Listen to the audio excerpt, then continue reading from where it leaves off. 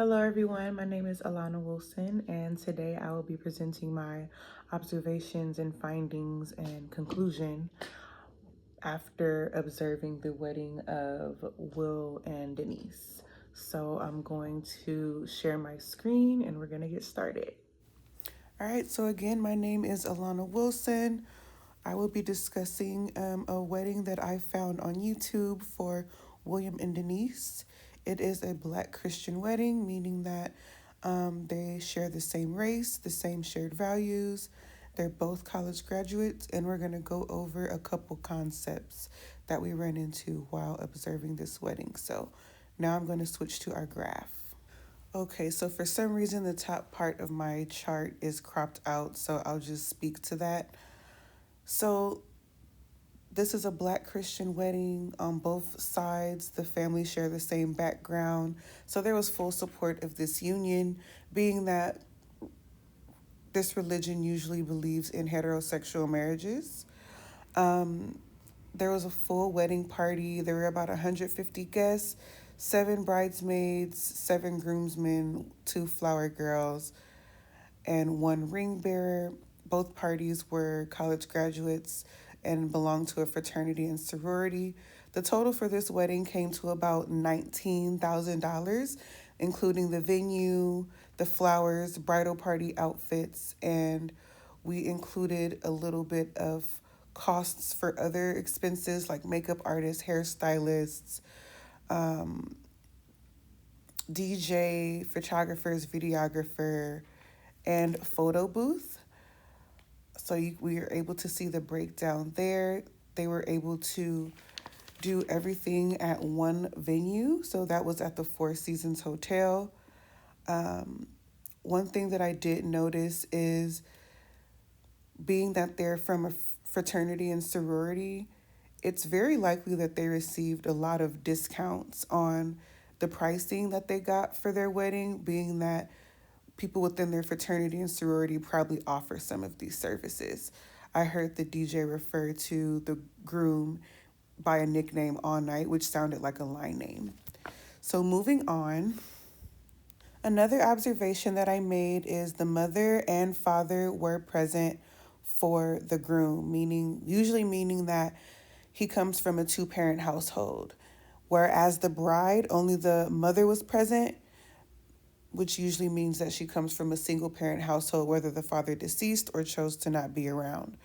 Another observation was there was a multicultural crowd. There were individuals from different races, including Black, white, and Asian, which shows full support of this union despite different backgrounds. Mother of the bride helped her get ready for the wedding. One non-traditional thing that I recognized was the bride walking down the aisle herself since her father was not present. So that was a typo there. Another one is that there was a Black lesbian female minister that married the two, not common within the Christian community. There was non-traditional music being played during their wedding, a lot of rap music that had cursing, which wasn't really appreciated by the elder Christian attendees of the wedding. Another one is the minister had everyone join in on a very unique prayer where she had everyone raise their hands as support and covering over the couple, reassuring them that they have the audience's full support when they reach trying times within their marriage. Moving on to a couple key themes for diversity and inequality. Again, there were members from all type of different backgrounds present for this wedding, showing their full support. Some inequalities that is obvious during this wedding is being that they both are individuals with college degrees. Marriage is more common for individuals with college degrees, so this union does represent an inequality. Both partners have high incomes, similar education levels, and earning potentials.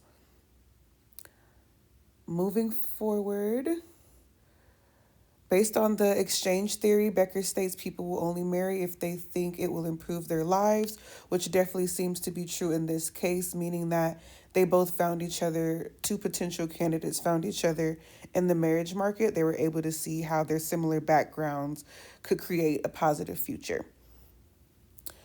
Stability between two college graduates in a marriage provides stability and effective socialization for children. Religion and marriage also work hand in hand in this specific case. And we're going to go back to the PowerPoint here.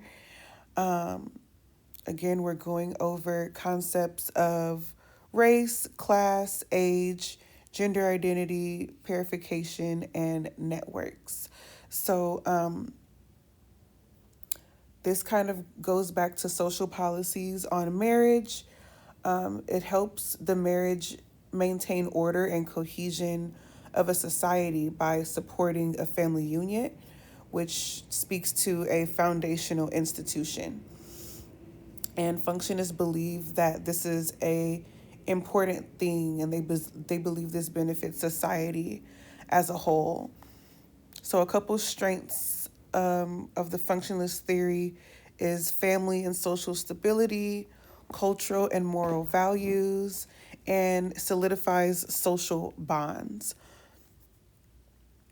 So yes, functionalists believe that these strengths is what helps instill values like discipline, respect, responsibility, moral behavior, gender roles, and just an overall unity, and strengthens a vital institution, which is marriage. And lastly, some weaknesses is that this theory ignores structural inequality, it assumes universality, and it simplifies social issues.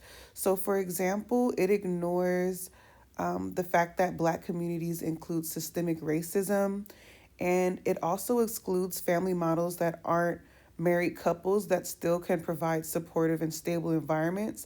For example, two co-parents can still create a positive environment for the children. So that assumption of only married couples, being able to do so is just not accurate. And that concludes the presentation.